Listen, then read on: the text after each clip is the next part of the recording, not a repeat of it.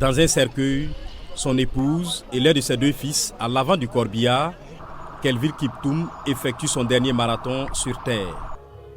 Par ses funérailles nationales rythmées par des prières, des larmes et des discours, Rest in peace, Kiptoum.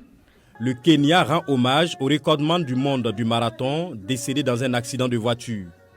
Ses obsèques ont lieu à Chepkorio, dans la vallée du Rift, dans l'ouest du pays, où Kelvin Kiptoum est né, a grandi et est mort.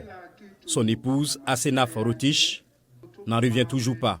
My dear love, I can't learn how to say goodbye to you.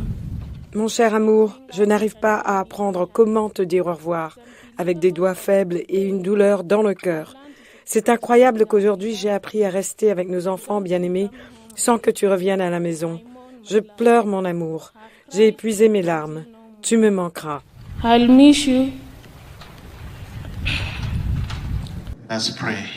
Plusieurs centaines de personnes ont assisté à la cérémonie, parmi lesquelles des athlètes kenyans, la plupart vêtus de maillots à l'effigie du marathonien, mais aussi le président de la Fédération internationale d'athlétisme Sébastien Coé et le président kenyan William Ruto. Kelvin had just joined the many heroes that we have.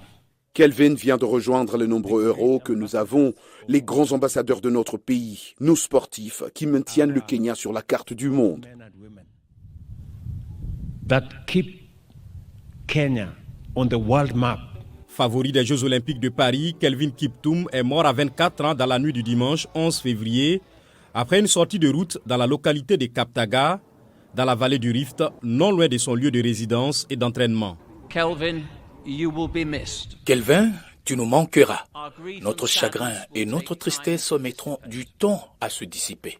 Soyez assurés que vos réalisations sont précieuses, indélébiles et sûres dans les annales de notre histoire et qu'elles ne seront jamais oubliées.